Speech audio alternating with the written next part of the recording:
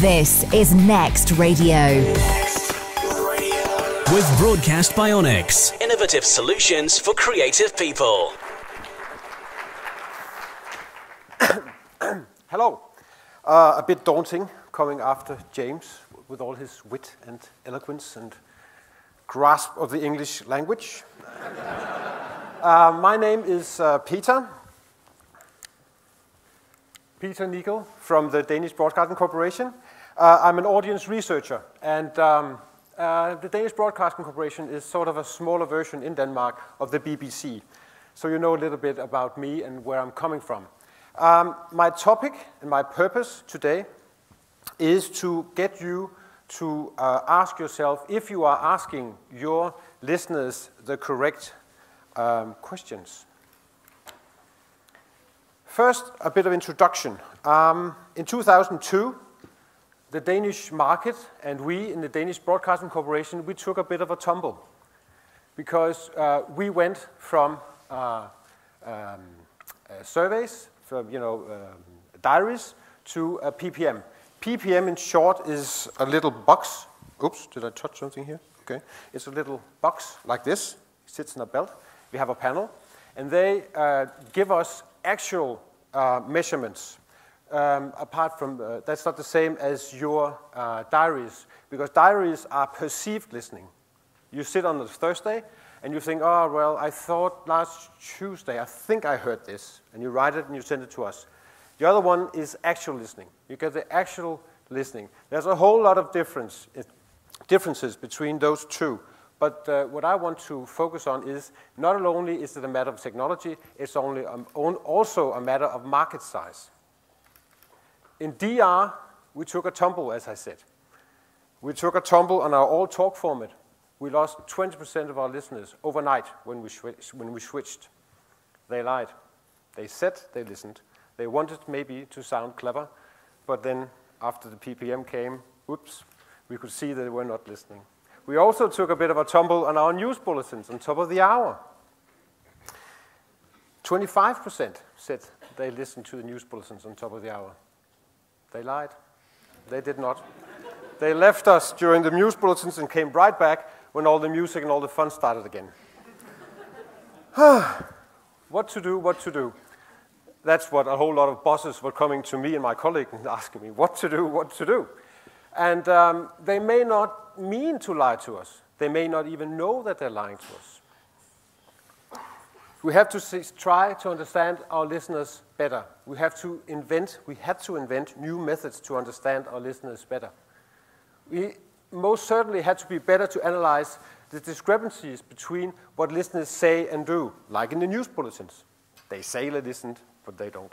Why do they persist in insisting on that they listen when they do not? Because they did. After we said, you're lying, and hold up the spreadsheets, they still insisted, no, I listen to it all the time. No, you are not, you are lying. We also have to find a way to understand the difference between what the listeners think and what they feel. Because in the shows in the morning and the afternoon, it's very important to get the mood of the listeners. They will tell you all the wonderful stuff they want to hear about, all the clever stuff and all the politics and all the, But we could see, using another method to investigate this, that was not what they wanted. It was more feelings. So we have to get other things that just answers from our respondents. We have to find ways to measure how they feel. And lastly, of the three main points, is what is it exactly that keeps listener listening, or what is it that makes them tune out? And this is the case that I brought to you. I couldn't bring them all on 8 minutes, but I want to bring you the attention span study. Right. A bit of history. My colleague Dennis in the back, he's part of the Danish delegation. Raise your hand. Yes, they're up there. Yep. My colleague Dennis and I had been doing a whole lot of surveys for a couple of years. And one day in the canteen, we found out that actually one of the main things we found in all this research using the PPM and other methods was there was sort of an eerie line around the 4-minute mark. Listeners would tune out after 4 minutes. Is this general, we thought? Is this general, we asked ourselves, or is this just eerie things we've uncovered? We decided we wanted to find out. Is there a line, sort of a timeline, which indicates how long a listener can listen to the radio show. What we did, or actually what we had our students do, we locked them in a room for 7 days, 24 hours, and made them listen to All Talk Radio. I won't say much about it. I know the All Talk editor is in the auditorium, but they had a wonderful time doing it. And we asked them, what is the relationship, if any, between segment length and listener tune-out? And when I mean the hardest case, Anders, I mean, of course, there's no music. The stuff that goes on in your channel, the All Talk Forum, is great. It's wonderful. But it's hardest because they talk all the time. There's no music to interrupt. They broke everything, every single soundbite that came out of All Talk Radio for that week into segments, and we put that on top of our PPM chart. Everything into spreadsheets, and then onto the PPM. Combined them, and what was the results? Is there indeed a link? There is a link, a clear correlation. This is a whole lot of data. Exactly on 4 minutes. Not a little bit before, not a little bit after.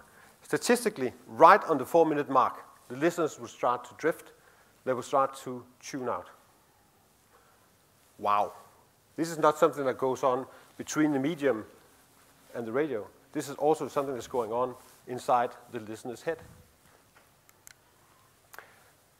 On the side, I'll just go back, a little remark. This is not just All Talk Radio. This is all channels. We did afterwards, we did it on all the other channels and found out that the link was exactly the same. This 4-minute mark is the eerie line all along the way. All channels, 4 minutes. But if I said that, it's a thumb of law. It's a thumb of rule of thumb. It's not a law.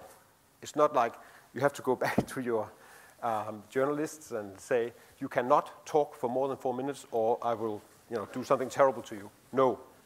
We had some examples of very good hosts, very crazy hosts, very bad hosts sometimes, who actually went beyond the 4-minute mark and made a brilliant job of it. And now we have to find out what is it exactly. We have a good cue of what it is that he's been doing, what they are doing, but still, what is it they are doing right? And we want to find out this September, Dennis and I. We just have to find 7 willing students to go into that room once again. And then we'll try to find out what's been going on. We're going to do it with in-depth interviews, Mentimeters, and then find out what is it exactly, which, in a metaphor, symbols do we bang to keep the listener listening, to keep them listening after the 4-minute mark. So key points to take away from this presentation. Yes, they are lying out there. I say this with a wink. They are lying. So we have to find another way to ask them if you want to get the true answers to your radio shows.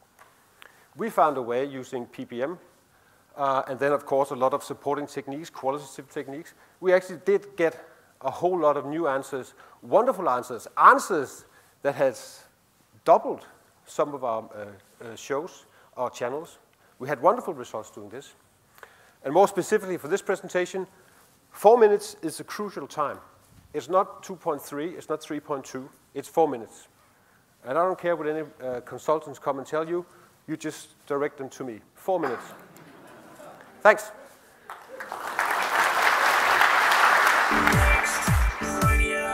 That kind of research into how long people listen for, what they listen to, is fascinating. And it's interesting because 4 minutes also been the length of a song, roughly speaking. Goes to show that you've got to make sure that every song's going to work and everything in between it's going to work as well, otherwise we're losing our listeners. I've never seen research quite as stark as that about 4 minutes though, quite eye-opening. To be able to leave with something that you can immediately put into practice is really, really helpful. This is Next Radio. Was broadcast by Onyx. Innovative solutions for creative people.